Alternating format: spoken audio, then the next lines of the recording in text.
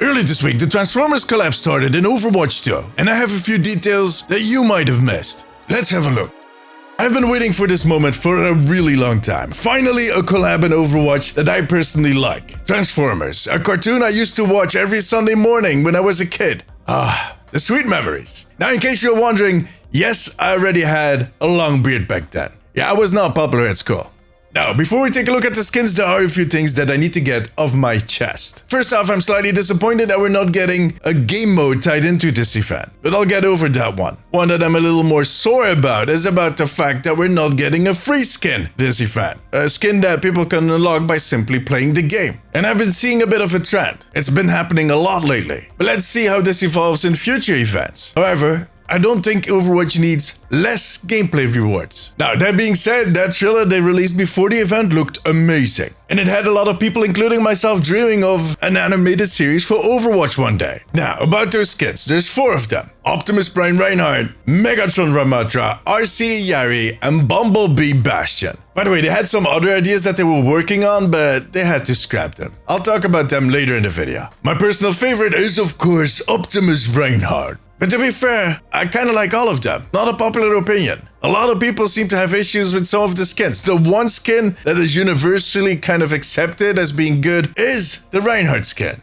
But for good reasons. It is an amazing looking skin. Let's take a look. And here he is, Optimus Prime Reinhardt. Now, I do think they've been working on this skin for quite a long time. There's a single reason why I think that is the case, and that's because of the 08 that is on his shoulder. The only other skin that has that 08 is his standard skin.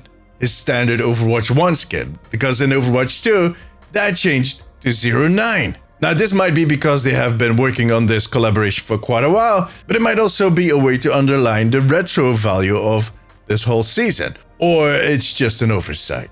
That's also possible. Something I definitely think is an oversight, a missed opportunity even, is some of the voice lines. Like, there's nothing wrong with these voice lines, but some of Optimus Prime's classics are missing. Like, one shall stand, one shall fall. And of course, Autobots, transform and roll out. Come on, that would have been awesome. On the other hand, I love the voice changes they did for all these skins. It makes them feel a little more robot-y. Is that a word? I don't think so. But that is something we don't see too often with legendaries. Now, to go back to those missed opportunities, I want to talk about his weapon. That is a good looking hammer. That is a nice looking hammer. That could have been the Energon axe. I don't know if you're familiar with the first generation Optimus Prime, but he had this Fury axe that actually grew out of his arm. I mean, that would have been nice. But I can't kind of understand why they did not go that way. I guess they wanted to ground the fact that it is still Reinhardt. Because, yeah, it definitely still looks like Reinhardt is cosplaying Optimus Prime, but he is looking pretty close. Eerily close, even. So with that hammer, they kind of ground him as an Overwatch character. Oh, by the way, talking about looking eerily close. If you buy the bundle, it comes with the highlight intro. Let's take a look at the highlight intro. So what they're trying to do here is give you the impression that he is rolling, that the truck is rolling and then transforms with the sounds and whatnot. What they actually are doing is zooming in on his chest because that's where the windshields are, kind of faking it. Now, if you are not using that skin and you do use the highlight intro, it gets interesting. Yeah, it's a bit of an awkward looking highlight intro. I mean, to a certain extent it still works, but... Alright, next up, Megatron Ratra. This is a very unpopular skin. A lot of people just don't recognize Megatron in this skin. But to be fair, Megatron in the first generation, it looked like an angry fire hydrant. No kidding. But he did have a huge gun. So does Ratra, he actually has 2 in his Nemesis form. But I can understand the feedback. I think if they made him a little more blocky, a little more with sharp edges and whatnot, it would not have been as big of an issue. But, you know. Another comment I see a lot is that he kind of looks like he is a toy, and yeah, he does. And I think that is the idea. See, the Transformers started out as a toy series that was made in Japan, and they contacted Marvel to make the first comics, and then that kind of rolled, and, you know, before we know it, we have movies. But those were all just PR tools to sell toys. And this is a tribute to those toys, especially this skin. Just look at that staff. It looks like a toy. It has these little elements to it these locks and whatnot, these buttons. Look at his knees. These are the locks they had on the toys to kind of make him snap into that position. I had those toys. And for me personally, the biggest giveaway that this is supposed to be a toy, he has buttons on his chest. That's about as Toy Story as it gets. Another one that is getting some negative feedback is the RC Yari. Mainly because of her face. People feel like they just kind of painted her face. But again, Blizzard's idea is that these heroes need to look like they are cosplaying those Transformers, that they're fans themselves and that they're going to con dress up as a Transformer. And this definitely does the job. On top of that, RC, especially in the first generation, but also later, has a very human face. And I think it was their way of emphasizing the fact that she was a woman. So they can kind of highlight her female facial features, which in that time was basically lipstick. On top of that, there's a lot of other details that really fit RC, like these little shoulder pads and whatnot. I think with RC, they're actually more on top of her shoulders, but you know, I like this skin. And guys, this skin is pink, and I like it. That is saying a lot. Last one in the list is Bumblebee Bastion. And there's even people that don't like this one. Go figure. But this is actually one of my favorites, because it has a lot of those Transformer Easter eggs. Actually, more than any other of the Transformer skins. Let me point them out for you. First off, there's the Transformer sound. He actually makes that typical sound when he transforms. He does it in game, but the best way to check it is in his highlight intro. Listen.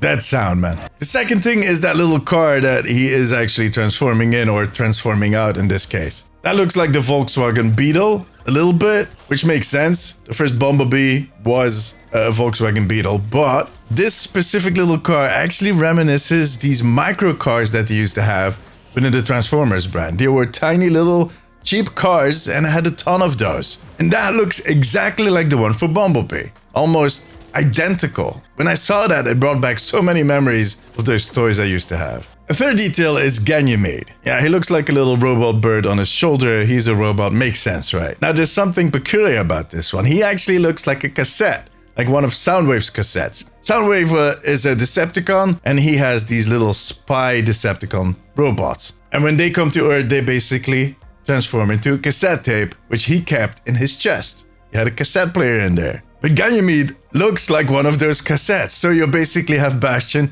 with a Decepticon on his shoulder. Not good. And the last one is the number plate. It's one of the few skins for Bastion where he has a number plate on his rear end. First off, on the top of the number plate, where the American number plates usually say the state, it says CYB, which is Cyb, short for Cybertron, the home planet of the Transformers. And then the number plate itself says TCCCT, which in my opinion is a reference to the Transform sound. TCCCT. But I might be wrong. If you know something different, let me know in the comments. But this skin just looks amazing in all of its forms. Look at this. They did an amazing job on this skin. I don't get why people don't like it. I mean, if there's one piece of feedback that I would give, then I would have made his horns a little bigger, because those were very typical for the first generation Bumblebee. But I love this skin. Everything just kind of jiggles on it too. The wipers, the mirrors, it's just great skin. But overall, it's just a nice set of skins. I like all four of them. You can tell that they worked really hard on this, and don't let anybody tell you differently. Now, if you want to get this one for yourself, there's three ways of doing that. The first way is, of course, going through the Hero Gallery and just buying it in the Hero Gallery for 1900 Overwatch coins. If you don't want anything else, if you don't want the highlight intro and whatnot, you just go in here, you scroll down, and you buy it. I already got it, so go figure. Then the second way of doing that is buying one of these bundles. Again, I own them all already, but each goes for 2,500 Overwatch coins. Some bundles, like the Optimus Prime and the Megatron one, have a little more extra items in there than the other two, so you need to kind of make that decision for yourself. Now, in case you want all of it, all of the skins and all of the items, there's a mega bundle for 5,900 Overwatch coins, which is a lot of money. I mean, I had some Overwatch coins, well, stacked, saved up, because I keep buying the premium pass, but I don't buy too many skins anymore. But if you need to buy all of your Overwatch coins, it gets pretty expensive. That is about 60 bucks, but there's a limited time offer right now in the shop where if you buy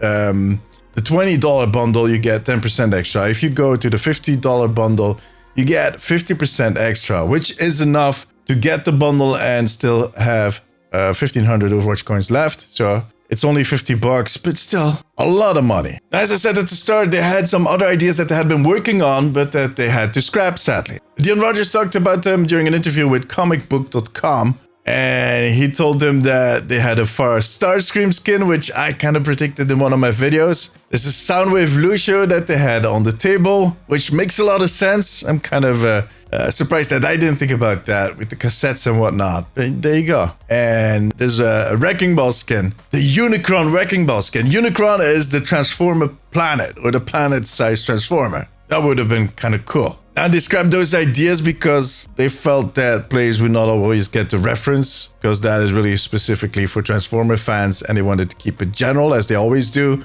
which makes a lot of sense. On the other hand, I think there was space for a fifth skin, in my opinion. They've done it before, and another Decepticon would have been nice, and they could have given it away for free, while allow us to unlock it with some challenges. Yeah, I'm still miffed about that. Not cool, guys. In any case, for now, that was it. If you like this video, make sure to give it a thumbs up. It always helps me out. I also want to thank my patrons. I could not make these videos without you guys. You have my eternal gratitude. Now, if you have a few minutes left, maybe check out this video. Come on, click it. But above all, take care of yourself, take care of each other. Bye-bye.